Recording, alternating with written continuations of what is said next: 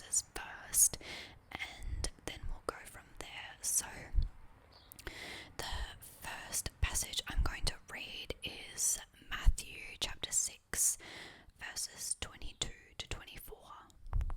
22 to 24. 22 to 24, 22 to 24. Matthew chapter 6, verse 22 to 24. Great, so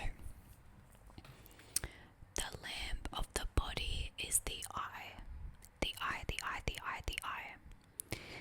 If therefore your eye is good, your whole body will be full of light. Light, light, light, light. But if your eye is bad, your whole body will be full of darkness. If therefore the light that is in you is darkness, how great is that darkness, darkness, darkness, darkness, darkness. So,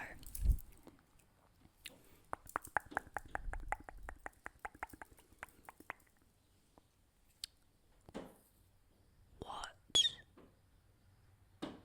is good in our eyes? Your whole body will be full of light.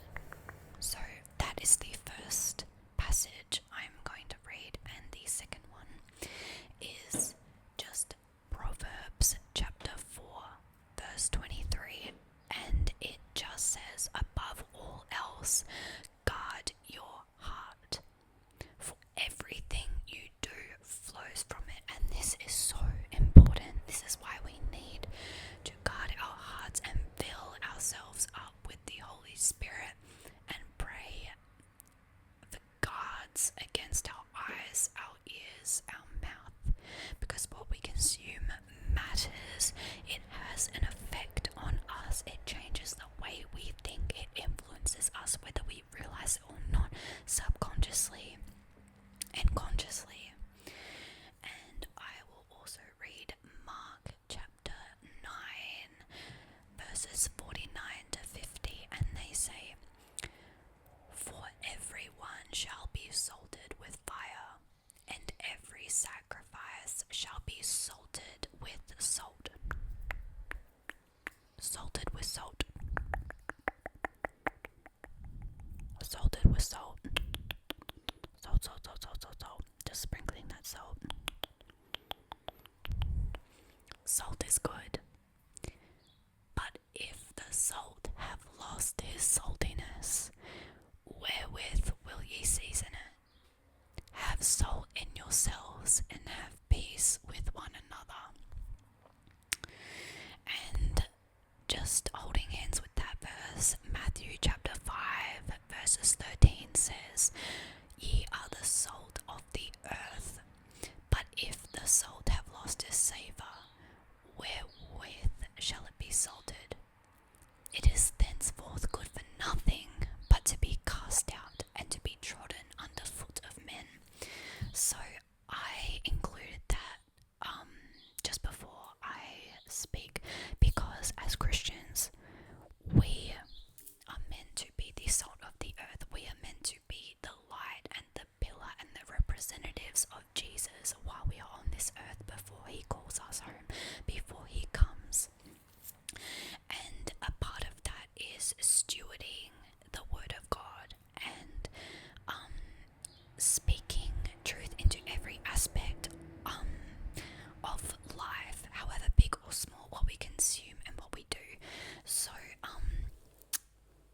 being a part of the salt of the earth is we need to partake in things that are holy, that are good, that are filled with the Spirit, and reading and consuming things that do not have God in it remove the saltiness of our spirit, remove how richly filled we are of God. If we are partaking actively and consuming things that actively go against God's will, actively go against what he desires for us, what he says is good for us, that is not healthy for our spirit. That is removing the saltiness hardness of our spirit, removing the zeal in our hearts. It is leading us astray. It is causing us to focus less on the goodness of God and what He desires for us, and more onto things that will lead us astray. And normally we don't realize that's happened until it's too late. Too late. And this topic is so important to me. I am such a massive reader, but there are portals that we can open subconsciously where evil can enter us. Not in a spooky way, but we can unknowingly open doors for evil as Christians, for evil to have sway over us, and that is through our eyes, our ears, and our mouth. They are pinpoints and reflections of our soul and what is in our heart, what we consume, and that can come outwardly in our actions. So reading smut is basically porn. A lot of people get upset when that is said, but it's the truth. It grows. Reading sexual content in books grows the spirit of lust and its power in your life. It grows the spirit of lust if you consume lustful things, and that does not matter in what format you decide to consume that, whether it is watching porn with your eyes, whether it is reading sexually explicit scenes in a book. This harms your spirit. It can harm your walk with Jesus, and it can unconsciously affect how you make decisions in other areas of your life. It can pervert the way you think and how you read situations, and it can harmfully affect your relationships with people, with things, how you interpret situations, how you react to situations, and what you prioritize in your life, what you find fulfilling in your life, what you become addicted to, what you allow to have power over you. So this, as I said, this isn't just with reading and what you find, this is with what you find entertaining, this is what you spend your time consuming. But for me anyway, lust was able to take such a grip over my life that I was seeking it subconsciously, and this was through reading, and in particular the genres I love to read are fantasy and romance, and literally within 5 years or so, maybe even a little bit more, there's been an insane influx of sexual scenes, sexually explicit and lustful dialogue in these genres. I mean, they cover every genre now. Like, it is so hard to find books that are clean, that are spiritually healthy, that you really need to guard your heart. You really need to ask for discernment. And if you are a Christian girly like me and you love reading, this is just a warning from your sister. Be careful what you consume. The world will tell you it is no big deal. It's innocent. It's just a story. Like, you're just reading it. It's not like you're watching it. Like, this is just on a page. Like, it doesn't matter. Yes, it does.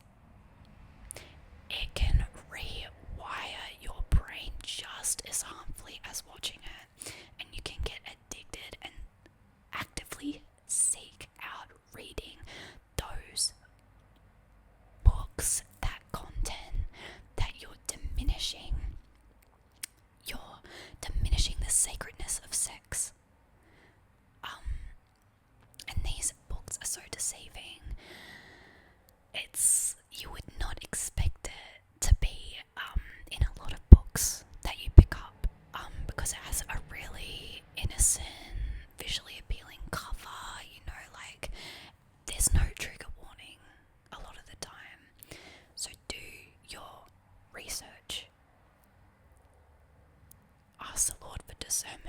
wisdom. You need it in this day and age where the world is just getting so dark. We're in the end times. Perversion isn't everything.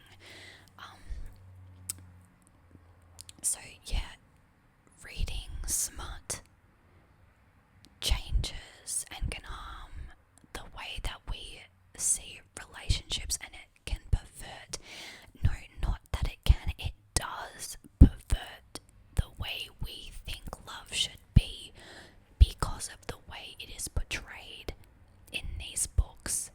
They are just pumping this sexual message out about what love is. These enemies to lovers tropes, like forbidden love tropes, it's just lustful. There is nothing about the actual definition of love in these books. And don't get me wrong, I'm not lumping every single book into this. There are some great books out there that are not sexually fueled. There are some beautiful love stories out there, some great fantasy books out there, but you need discernment. You need the Lord to have a hand over what you are reading and the decisions of what books you are choosing to buy, borrow from the library, even just be gravitated to. So 1 Corinthians chapter 13 verses 4 to 7 describes what love really is, and a lot of these books aren't nailing that. Love is patient. Love is kind.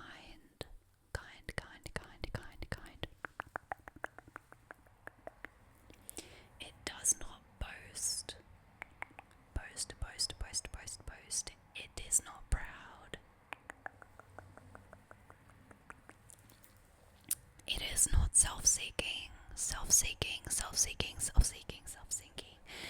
It is not easily angered, and it keeps no record of wrongs. Love does not delight in evil, but rejoices with the truth.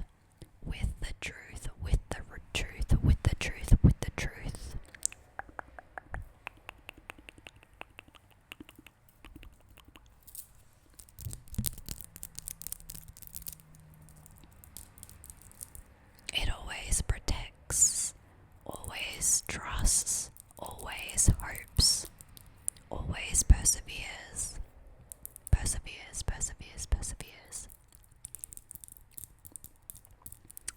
Real love is sacrificial, and a lot of these books don't demonstrate real love because the majority of them are self-serving and self-indulging, especially with sex. A lot of it is about what one character can get out of the other and how they use each other specifically for their own sexual pleasure. There is no giving. There is no what love and sex really should be, which is about honoring that other person, doing it in the sanctity and protection of marriage, doing it within the covenant of God, doing it in a way that protects the other person spiritually and physically. A lot of it is just so self-indulging, like so skewed. It does not share and reveal the real way, the right way, the biblical way of having sex and loving someone.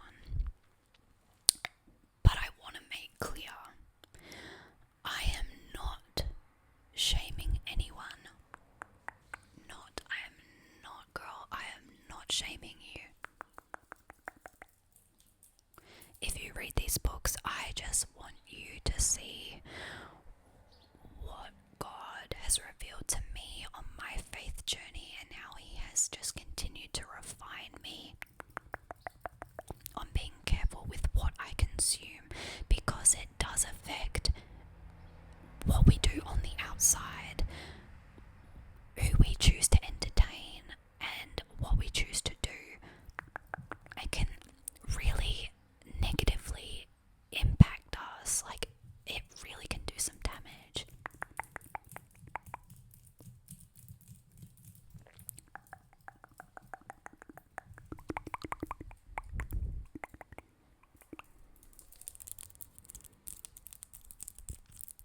So I am just making this video as a warning, a loving, loving, loving, loving, loving, loving, loving, loving, loving warning of the dangers of reading these books as a Christian. And even if you're not, it can make you a slave to lust. It changes the way we process things, interactions, changing the way you view relationships and seeking out the wrong kind of relationships.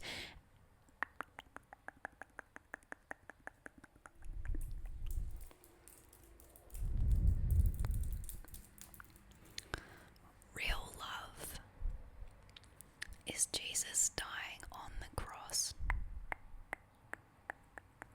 for every single human being that has ever lived and that will ever live. Hold fast to Jesus. And if you struggle with this, if this is something that you feel you are chained in, like you cannot stop gravitating and reading smutty books, it's okay. Ask the Lord for strength. Pray about it, because Jesus can break any chain. There is nothing he cannot do. No struggle is too big for him. And he wants you to talk about it. And I understand you may not think anything is wrong with it. You may think it is harmless. But that is a lie that the world has told you. And maybe you don't think there's a problem with reading it, but it is harming your spirit. It's dampening your fire, and it is not good for your soul.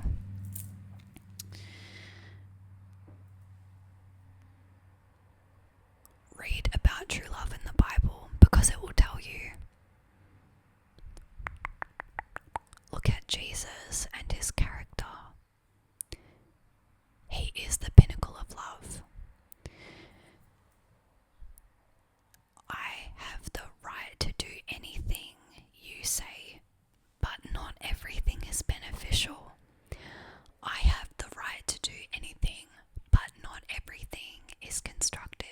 And that is 1 Corinthians chapter 10, verses 23. So there are things that we can do on this earth. We have free will, but they are not of God or established by him.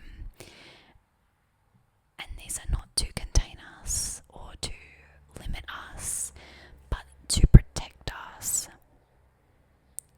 because he loves us and wants to keep us safe. He wants to guard our hearts from principalities and powers at work, because we are in a spiritual battle.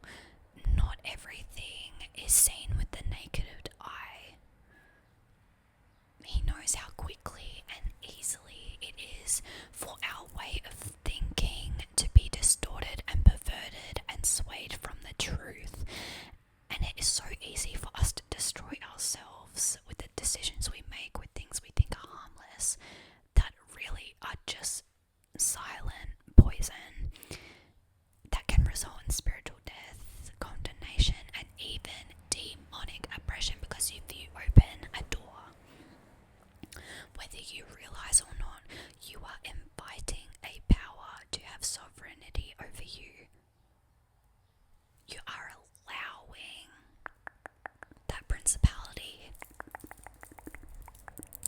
to have power over you, to have sway over you, and they will start dropping more and more and more and more of that influence in your life.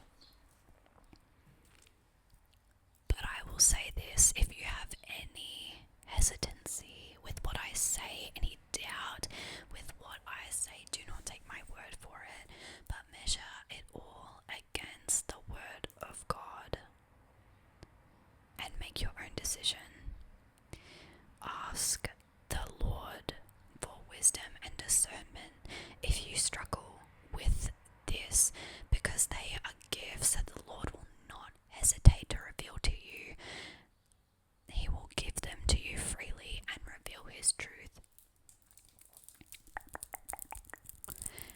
Everyone has different convictions and levels of those convictions, but I just want to spread the truth of what the Lord has revealed to me on my faith walk. And sanctification only finishes when we die, when we leave this earth. So this is just one of the major strongholds that the Lord has set me free from, especially because I am a reader. It is one of my major forms of entertainment and consumption. I read. So if you are like me, guard your heart. Be aware of your spiritual portals where demonic and unholy influence can take root, whether you willingly or subconsciously allow that to enter into you. So, yeah, I hope that this has just helped give someone the motivation to throw out those books that you have that are full of sex, full of perversion, full of unholy things, and it doesn't even have to be sex either. It can be about other themes that we can get into another time, but the big one I feel like is just so big with young women and reading is smut. It is a massive epidemic. So when I came to Jesus, he really cleansed me, like the holy fire was over me, and he cleaned out every nook and cranny of my life. I got rid of so many things. I used to have about if I can remember correctly, like a 350 book collection, literally since I was a preteen, like a massive collection. It was my hobby, it was what I loved. I was so proud of my mini library that I had amassed over my young adulthood. But when I gave my life to Jesus 2.5 years ago, and I became a born again Christian, that was one of the first things that God said had to go. He sat with me and he was patient with me. He was not discriminative. He was not judgmental, but he really just showed me what was influencing me to go against him in the books that I had. So I still have a little library, but it is significantly smaller. I gave away 250 of those books because they were not glorifying the Lord subconsciously. They weren't about the Lord, but the themes, the characters, the setting, the context.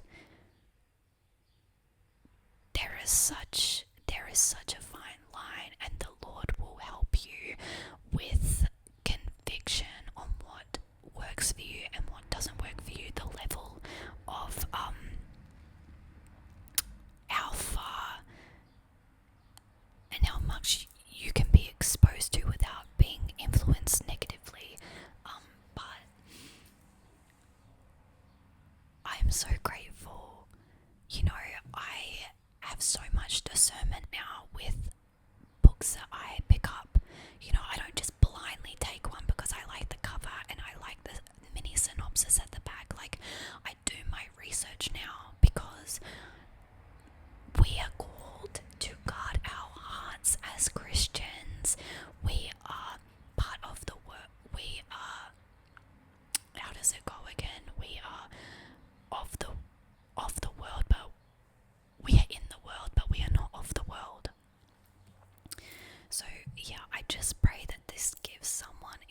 encouragement to just take that step in obedience, because there is blessing in obedience.